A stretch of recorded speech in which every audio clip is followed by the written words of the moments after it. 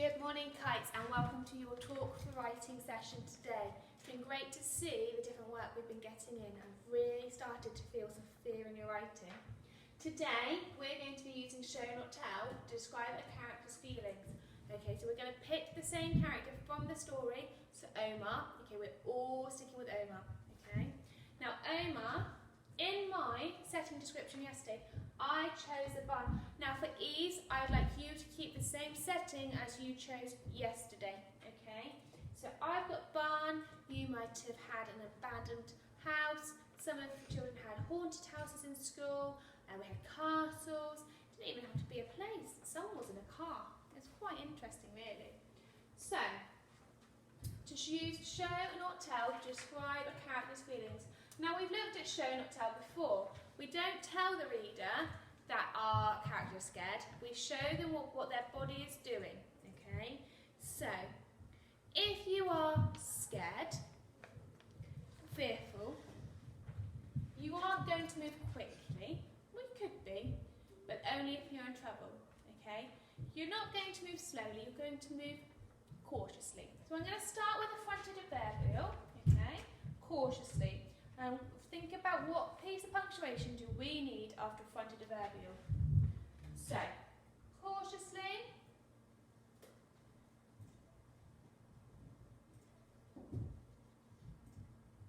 comma, that's it. Cautiously, Omar edged towards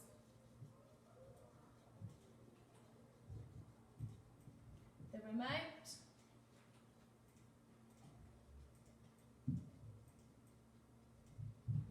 abandoned,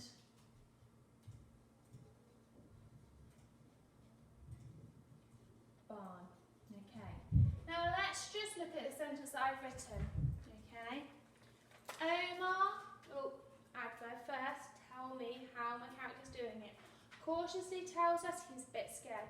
Cautiously, Omar edged. Ooh, good job, I've checked. I've missed out my D.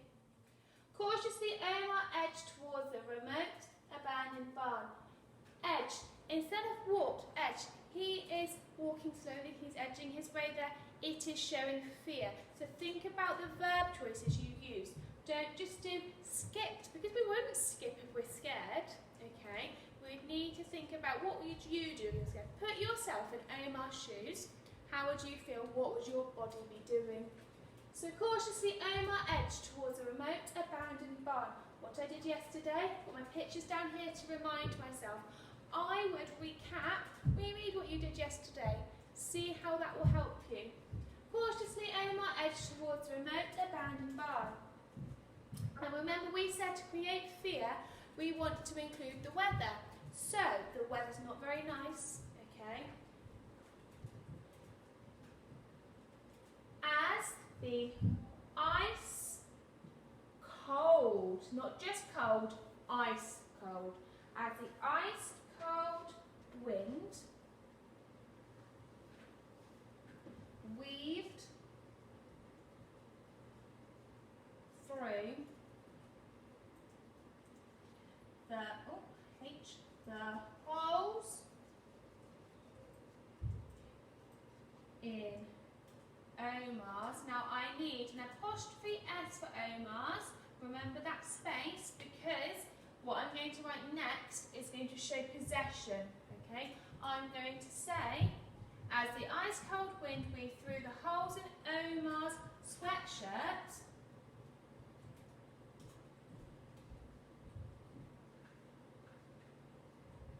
comma, as the ice cold wind weaved through the holes in Omar's sweatshirt, the short brown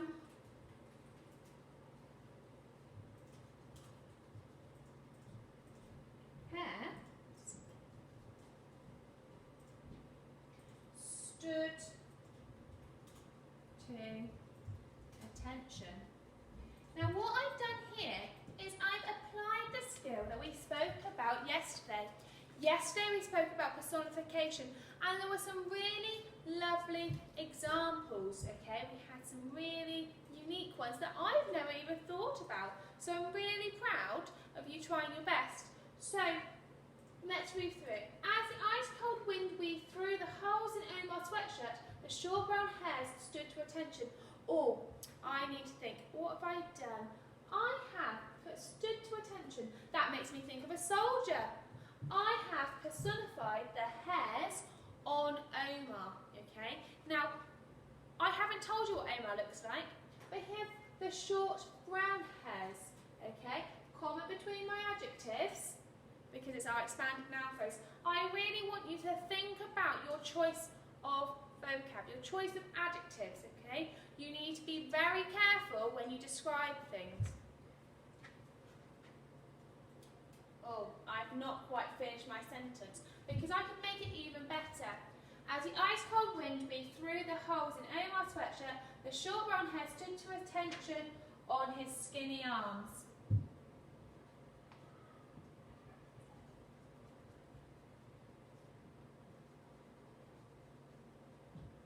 By giving the reader that detail, you as the writer are creating the picture in their head. So you're in charge of creating that image. I'm now thinking of a timid little boy, okay, Omar, before he can be big and stocky. And that wouldn't promote as much fear as a little boy, okay? So you need to think about your vulnerable character in your Tales of Fear too. So reread it again. Cautiously, Omar edged towards the remote abandoned barn. As the ice-cold wind weaved through the holes in Omar's sweatshirt, the short brown hairs stood to attention on his skinny arms. Without hesitation, I'm going to move it on.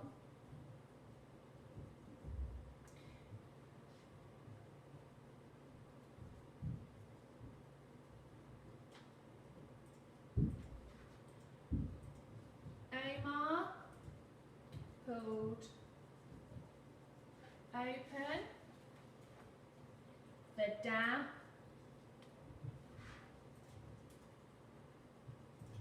rotten door and timidly crept through the gap. Through the gap. Okay, let's just talk about that sentence I've written and see why we think it's good. So, without hesitation. Now, the reason I chose without hesitation is if he hesitated, something bad could happen. So it gives the reader the impression that he can't possibly hesitate. So without hesitation, Omar pulled open the damp, rotten door and timidly crept through the gap. Now, yesterday, I wrote about, in my setting description, the damp, rotten door. Okay, so I am adding those features in to my writing today. Make sure it links, it has those things to help you. Okay. He's come, pulled open the rotten door, crept through the gap. What's going to be on the other? What's going to be on the other side of the door? I'm going to use a short, sharp sentence. Okay. It was pitch black. And I'm not just going to use a full stop there. I'm going to use an exclamation mark to make my point. It was pitch black.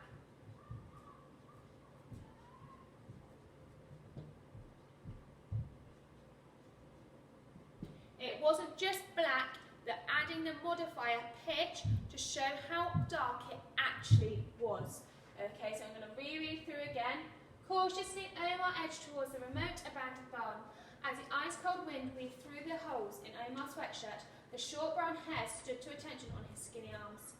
Without hesitation, Omar pulled open the damp, rotten door and timidly crept through the gap. It was pitch black. Okay, we're going to think about the body. What would your body be doing? You've gone through a small gap in a barn, you stood there, it's dark. What reaction is your body going to have? Now I'm going to tell you, Omar, in my story, it might be different for yours. Omar's, and again, it's Omar's heart I'm going to write, and the heart belongs to Omar, so again, apostrophe. Omar's heart was budding my mum doing a power of 3 seconds of 3. Omar's heart was thudding. His palms started sweating.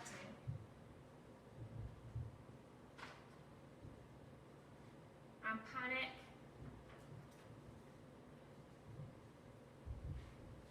darkened